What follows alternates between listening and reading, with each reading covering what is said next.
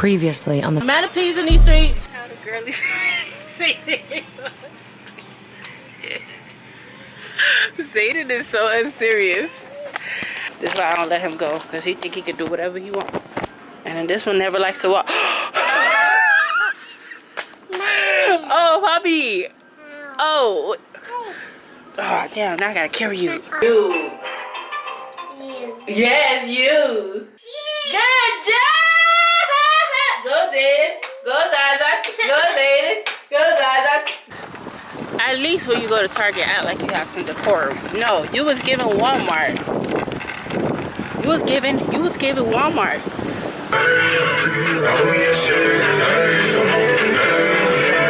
If you're gonna fight, fight. But if you're not gonna fight, don't say you're gonna fight. Because like now... Did I eat? Did I eat? I can't hear y'all. So guys, I'm here with my close friend Tracy. She's the one who was like, sis, you gotta do something. We doing something, so now we're about to Uber. And I know for sure that I'm about to be on my head, because guess what? I didn't eat nothing since yesterday.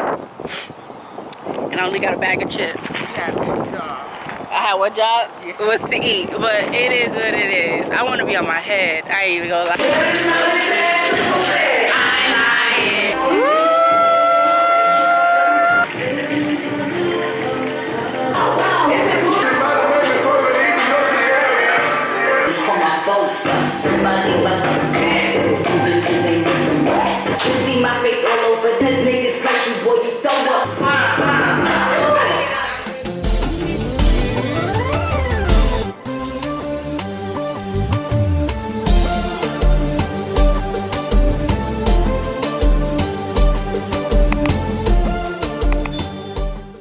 Alright guys, so as you guys can see, I have no audio, and that's because my camera fell and it broke, sadly. But I decided, since I wasted my time and wasted money, you guys are still gonna get these clips. Fair warning, if you hear my kiddos in the back, they're doing what kids do, messing up stuff, making noise all day, whatever, blah blah.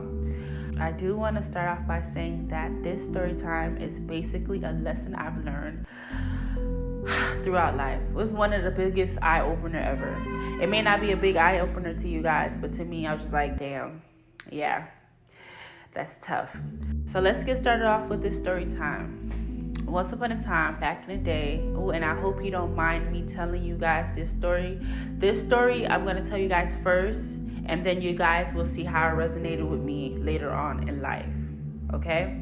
So back in the day, my uncle used to have this fake beef with some man. It wasn't a beef, but my uncle didn't like this man for the life of him, and he could not figure it out. I don't know if it's because of how he looked or because the man moved right next to him. You know, he was a kid. My uncle was a teenager. Well, like 18, I think, or somewhere around that age, 20. I can't remember. I can't put my finger on it or whatever.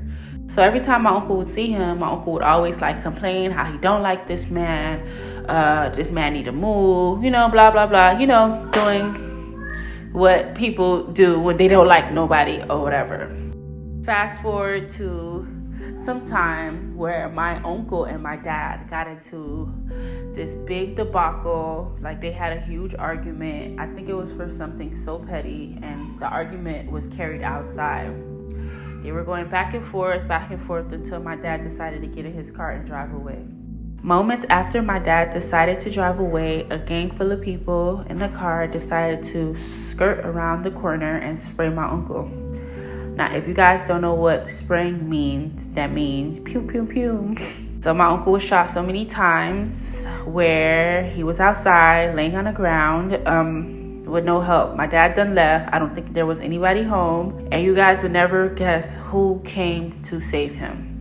The so-called guy that my uncle could not stand for no reason. The man helped him. And if it wasn't for that man that helped him, my uncle would not be here today. My uncle learned not to judge a book by its cover. My uncle was so thankful that that man was there, because if he wasn't, like I said again, my uncle would not have made it. So now, fast forward to like when my uncle told me that story till now, I'm just like, I had one of those similar moments, but not as tragic as that, but it still meant something to me. When I was like 18, I think I was in high school probably.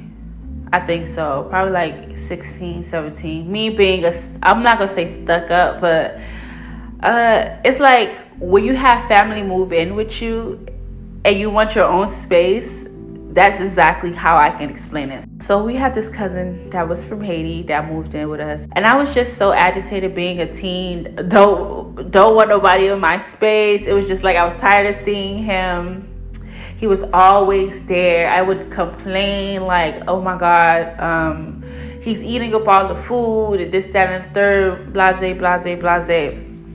Listen, I would complain. Now, mind you, back then, I didn't mean no harm by it. You know, I was just being a teen. And that's not an excuse. You get what I'm saying? That is not an excuse. But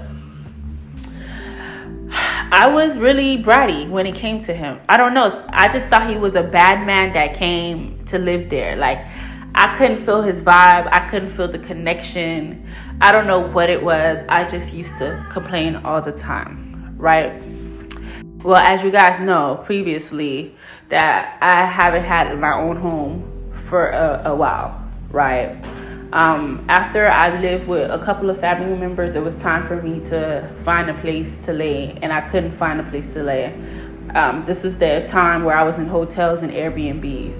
Until my dad, he figured out a plan for me for just for a little bit, because it was one of these days where I was sitting in the park all day with my kids crying. Like, where are we gonna sleep? Like, literally, I'm running out of money.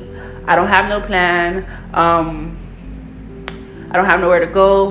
My dad is not at his own place, so I just had to figure it out. So that day I was at the park crying, like I said. My dad picked me up, and he was trying to figure out a plan for me. He did try to get a studio for me, but the studio wasn't ready. So he was like, oh, he don't know what I'm going to do, but he's going to try to find something.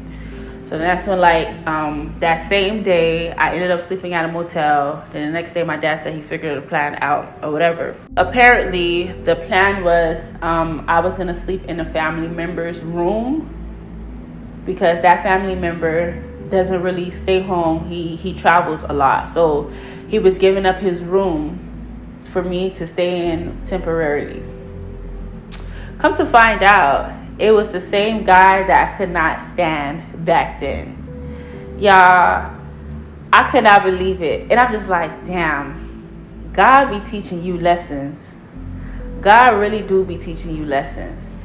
Who would have thought the man I was complaining about my parents giving shelter to is now giving me shelter? Y'all, he was so nice to me and my kids. Literally so nice. Anything we needed, he was there. Mind you, at that time, he was not living in his own place. He was living in a shared house with other people. And while living there, we went through so much. He was arguing with the tenants there because the tenants did not like us being there. Basically, the tenants used to do stuff to us. He used to antagonize us. He did so much stuff to us to try to get us out of there. But I'll save that story for another day. But looking back on it, y'all, like, I was so mean to this man for no reason. And not mean like saying stuff like to him, but like my presence was mean. And now looking at it, he's the one that's helping me out. And I'm just like, damn, don't judge a book by its cover. Because who knew I would have been in this position where he was in back then? You get what I'm saying? So, y'all, I don't know. This story been heavy on my heart. Like, y'all have to be careful how y'all talk to people, how y'all, try people. Basically, be careful how you judge someone, because there's a thing called karma. Not saying that I did anything wrong with Tony, but he showed me, well, God showed me, like, one day I'm going to need that same person I said I didn't like. And that will conclude my story time.